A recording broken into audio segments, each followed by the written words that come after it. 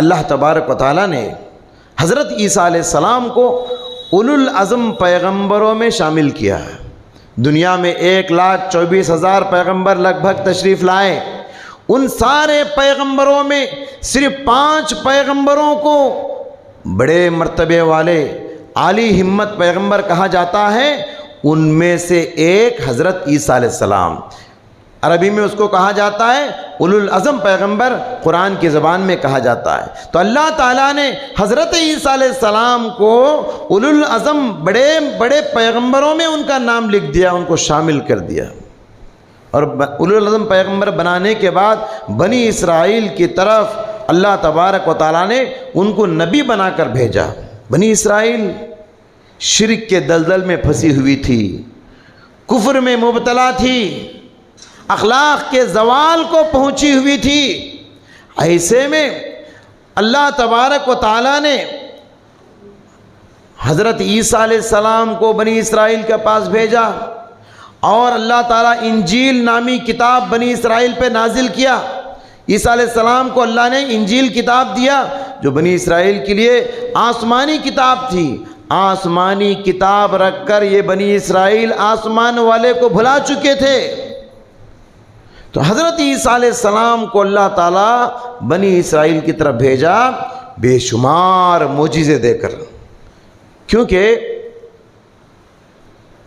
بنی اسرائیل کی قوم میں ایسے ایسے اطباء تھے، حکماء تھے، ایسے ایسے بڑے بڑے ڈاکٹر تھے جو چٹکیوں میں بڑی بڑی بیماریوں کا علاج کرتے تھے۔ میڈیکل سائنس کا دور تھا وہ جب عیسیٰ علیہ السلام تشریف لائے، حکمت و دانائی کا دور تھا جب عیسیٰ علیہ السلام تشریف لائے۔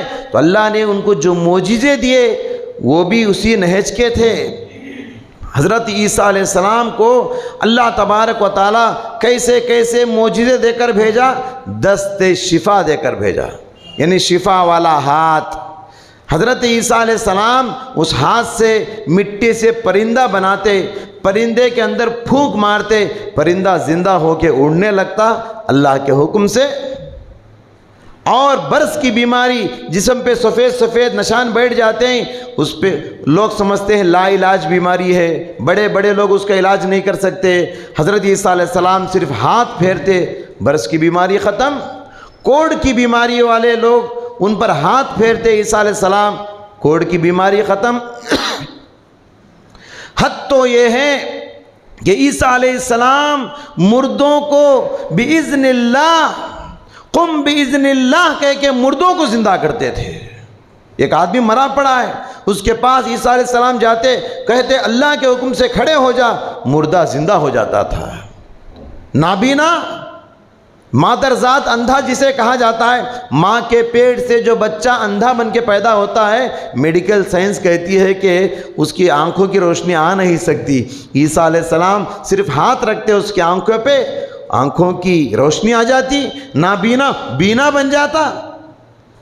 سورہ بنی اسرائیل میں حضرت عیسیٰ علیہ السلام کی ان معجزوں کی طرف اشارہ کیا، وَرَسُولًا إِلَىٰ بَنِي إِسْرَائِيلَ أَنِّي قَدْ جِئْتُكُمْ بِآيَةٍ مِّن رَّبِّكُمْ وَأَنِّي أَخْلُقُ لَكُم مِّنَ الطِّينِ كَهَيْئَةِ الطَّيْرِ فَأَنفُخُ فِيهِ فَيَكُونُ طَيْرًا بِإِذْنِ اللَّهِ وَأُبْرِئُ الْأَكْمَحَ وَالْأَبْرَصَ وَأُحْيِي الْمَوْتَىٰ بِإِذْنِ اللَّهِ۔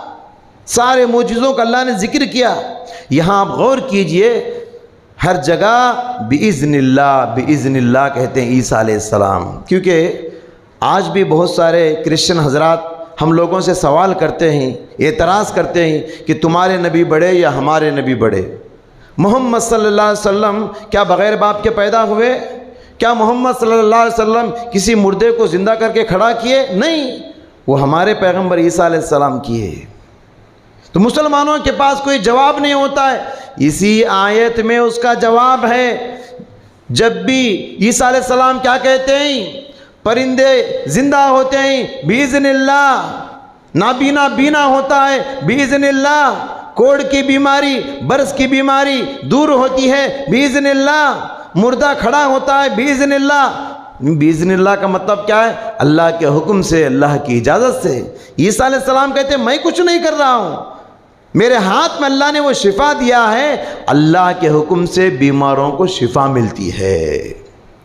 حاضرین گرامی، جب عیسیٰ علیہ السلام